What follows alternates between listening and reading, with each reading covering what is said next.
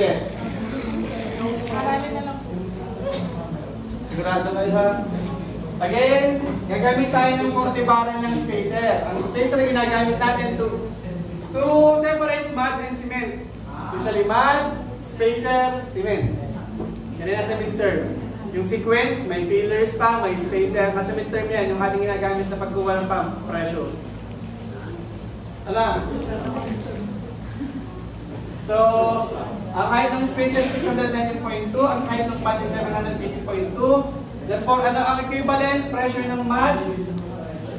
Outside the casing, that is 0.052, multiplied by the density of the mud, multiplied by the height of the mud. Para lang yung sa mud, na for spacer, 0.052 times 12.5 times yung height ng spacer, 402.5.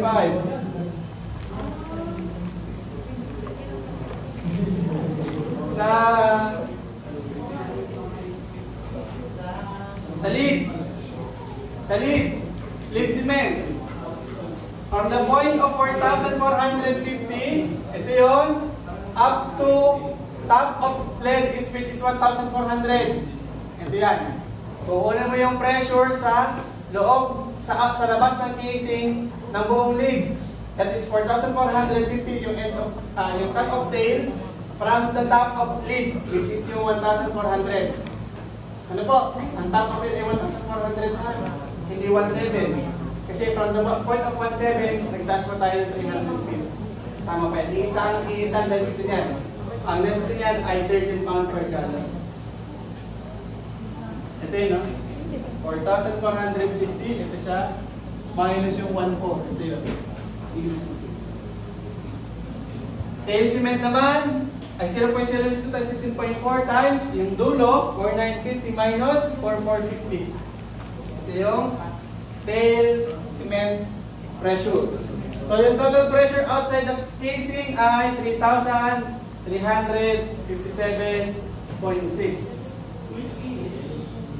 Hindi pa sigurado, wala pa tayong idea. Kasi we have to get the difference between the outside pressure and the inside pressure. For us to determine the pressure required to land the plug sa float cola. That is 3,357.6 minus 2,970.8. So, sabihin po, that is the pressure difference required to land the plug into the float cola.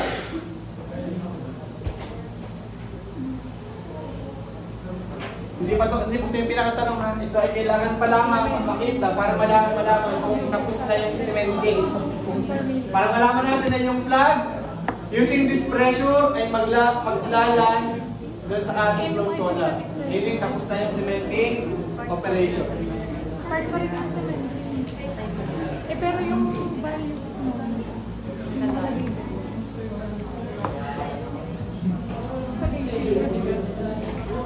hydrostatic pressure.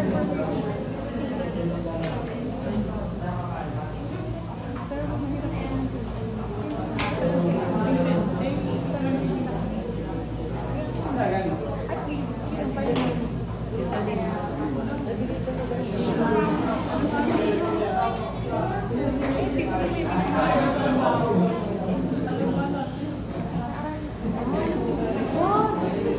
Okay po. The next thing we need to do is to get the hydrostatic pressure and formations. Ano naman yung total pressure sa formation? Using the fracture pressure, ito yung given value. 3,215 sa height na 4,320. Ayun, ano ang equivalent pressure sa height na to? Yung hydrostatic pressure at the height of 4,320 is the summation of the hydrostatic pressure ng mud. Hydrostatic pressure 4,320. Ito yun, dito siya natin kuhan. Ano?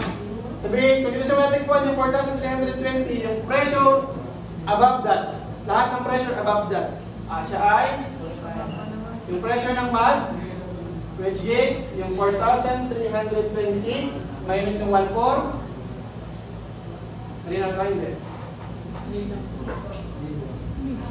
Kailangan natin alamin ano ba yung hydrostatic pressure at the height of 420 at i-compare yun sa 3,215. Ito yung pinakatanong. Ano? Kailangan natin alamin ano ba yung pressure sa height ng hydrostatic at the depth of 4,320. At kailangan natin siyang i-compare dito. Pag i-compare natin yung pressure and nag-exceed diyan, magpa-fracture yung formation. Kung hindi naman mag-exceed dito, hindi siya magpa-fracture. Ano po? So, ang ating gagawin, identify natin kayo nasan yung 4,320. The 4,320 is anything between here. Tama? Kasi 4,450 at saka 1,400. Ngayon, yung dulo, kung nasan man yung 4,350 na halimbawa dito siya, at that point, going to dun sa top of lead, which is 1,400. Yun ang kukuha mo ng pressure. Ano?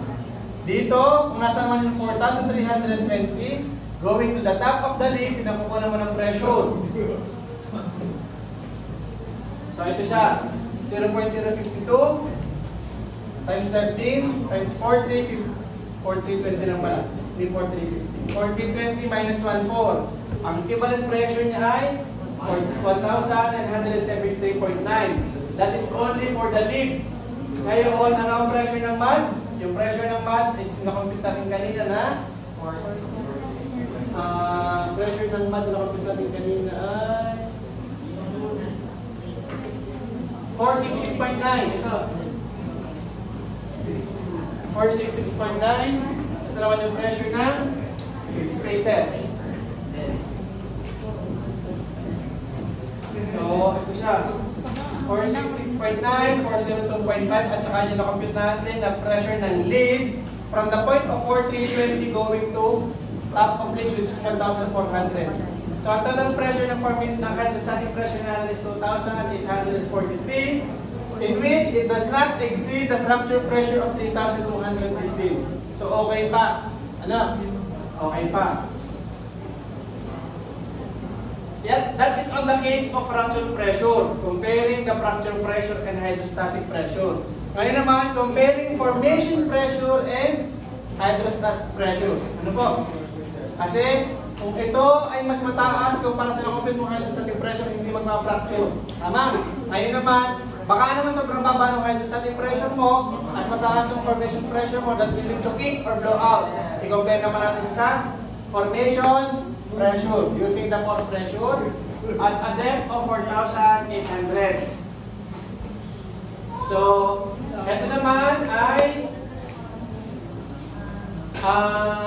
from the bottom, from the 4,800 up to the top of tail.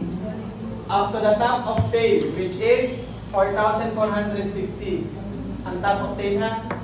Kung sinasabi natin yung formation pressure na natin sa 4,800, ibig sabihin, ang hydrostatic pressure na kukunin mo is from the 4,800 going to the top of tail, which is up to 4,450 lamang.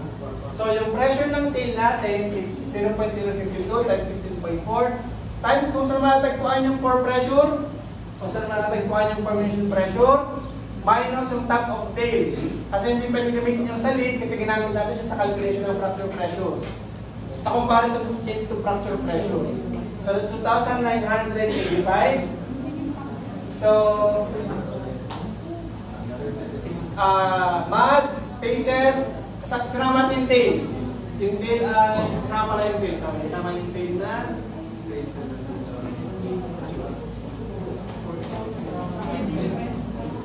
di ba na? Kasama yung lead. Kasama yung lead. 2061.8. 2061. Ito yung mud, spacer, yung buong lead. Yung tail na nasasakop lamang sa 4,800.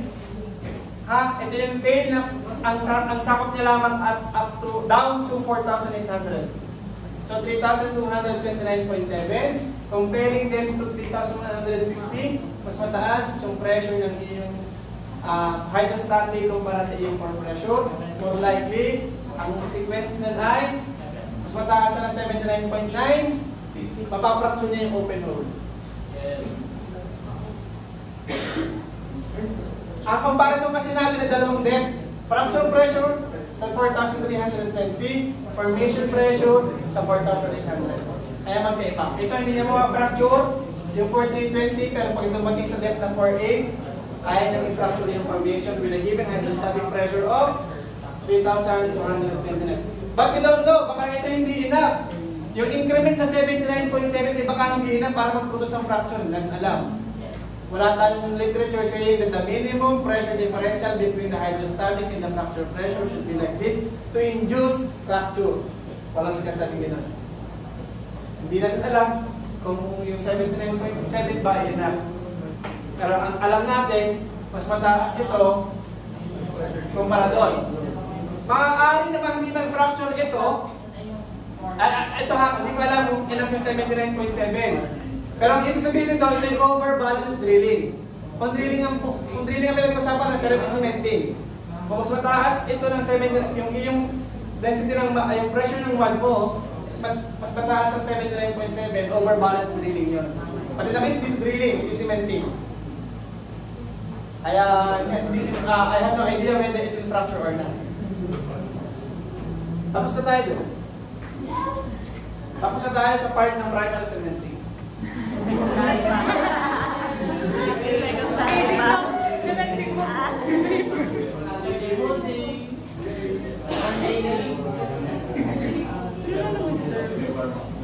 Space cementing na last.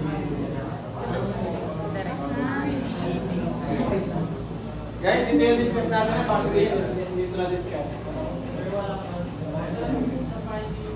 Na-discuss natin ito, functions, properties, cement additives, primary cementing union, discuss natin kanina. And then, squeeze cementing meron pang isa.